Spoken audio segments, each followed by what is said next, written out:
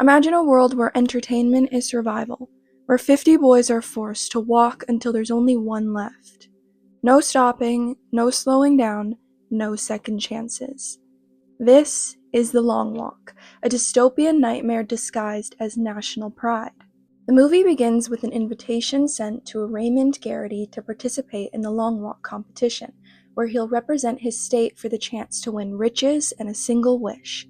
Garrity's mother drives him to the walk, still trying to convince him to back out, but Garrity's adamant that this is something he has to do. He meets the friendly Peter McReeves, the athletic Billy Stebbins, as well as Hank Olson, Arthur Baker, and Curly. Olson makes it clear that you've got to be aggressive to win, and he's ready. We also meet Gary Barkovich, who fails to fit in with the others. And here comes the Major, who numbers each of the 50 contestants. We also meet Rank, Collie Parker, and Richard Harkness. If we're getting names and faces, then I assume they're going to matter later. The country's been in financial struggle since the war, so they introduced the walk to inspire work ethic.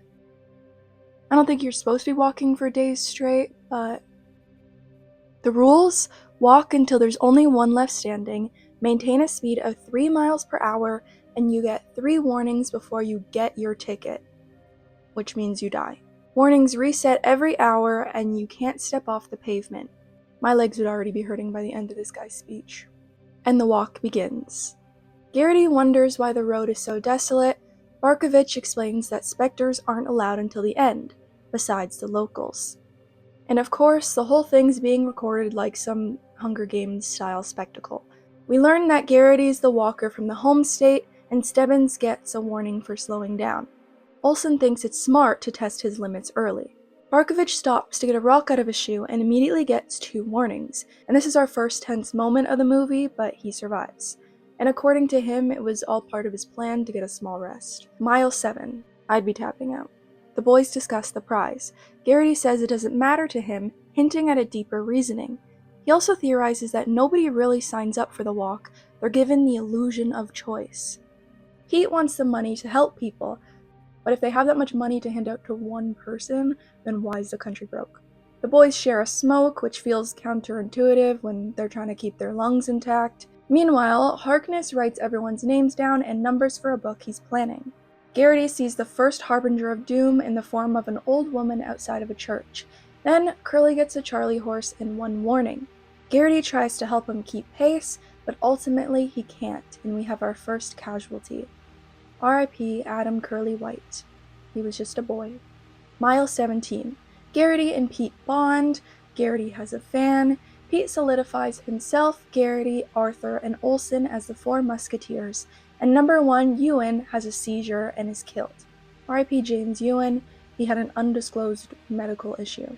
Mile 25. Our second dark omen, a blind cat. Super cute though. And it's been over 3 hours, so Barkovich is clean on warnings. Garrity asks Pete about his scar, but he goes quiet. Olson drops his rations and Garrity shares his, solidifying his role as the good guy hero. Barkovich teases Rank about his name and his mother. Rank falls in an attempt to punch him, and he is killed. R.I.P. Rank, who died defending his mother. And the group blames Barkovich, who solidifies his role as the bad guy. But he seems to feel bad about it. Passing a graveyard, we see our third dark omen, a dead crow tangled in the fence. And another boy dies. R.I.P. Ronald, he just had to go to the bathroom. Mile 35, Garrity sleepwalks and dreams about his mom, which I didn't think was possible. But apparently it is. The more you know.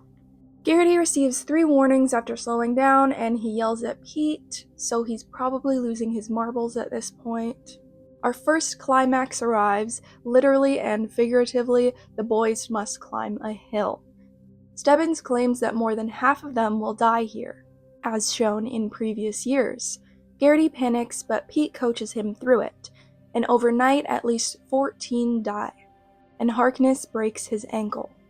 R.I.P. background characters that I do not know, you filled the crowd. That is 1 extra role that I would not want. Mile 59, Day 2. Pete says he'd have a chance to win if it was the survival of the fittest, but he doesn't have the will to win, so he'll probably just sit down when he's tired enough. Mile 67. We see Harkness's ankle, which isn't going well. He's walked like 10 miles on that thing. He can't go any further, and he's killed. R.I.P. Richard Harkness. I feel bad for him. Barkovich loves dishing out insults but can't take them, and he gives Pete a creepy little message that he has plans for him. Mile 100. One boy tries to run and fails. R.I.P. number 37, it was a good try. The boys then talk about their wishes. Arthur wants a rocket to go to the moon. Olsen wants 10 naked women. Pete wants to wish that there will be 2 winners in the future, which has Garrity smiling. And Garrity wants to enact a change to eventually end the walk altogether. The boys share a nice bonding moment, united against the long walk. By nightfall, it's raining, and Garrity and Pete help each other rest. Mile 144, day 3. Stebbins is struggling with a cough. Garrity tells Pete about his father, who taught him the old ways before being executed for owning banned items. His dad refused to pledge allegiance and was killed by the Major. It's revealed that Garrity's wish is for a gun to kill the Major. Pete tries to convince him out of vengeance, saying it's not a good enough reason to win. Mile 170. A boy falls and he loses his legs to the tank. Still giving him warnings when he has no legs is crazy. R.I.P. number 4, you had the second worst death right after Harkness, because he had to walk 10 miles with his foot falling off. A boy named Tressler hits his breaking point, strips down, and runs off the road, being killed immediately. R.I.P. Tressler, your radio brought the others joy. Mile 201. Olsen is losing it. He tries to take the soldier's gun and he gets shot. Arthur runs back and holds him as he bleeds out. Garrity helps Arthur so he doesn't get killed too, and they continue their walk as Olsen screams that he did it all wrong. R.I.P. Hank Olsen, poor guy. Mile 209, day 4. We're now down to 6. Barkovich, Stebbins, Garrity, Pete, Arthur, and Collie. Collie reveals that Olsen had a wife, and they agree to do something nice for her, whoever wins. Barkovich is feeling guilty about Rank's death and tries to befriend the others, but he's losing it and ultimately kills himself. R.I.P. Gary Barkovich, a complex boy with complex feelings. Mile 260 and a 4th Dark Omen, a car on fire. Mile 278, day 5. Garrity reaches his hometown and sees his mother. He realizes his mistake and wishes he hadn't gone on the walk. Trying to calm him down, Pete opens up about how he used to pick fights until one went wrong and left him with scars.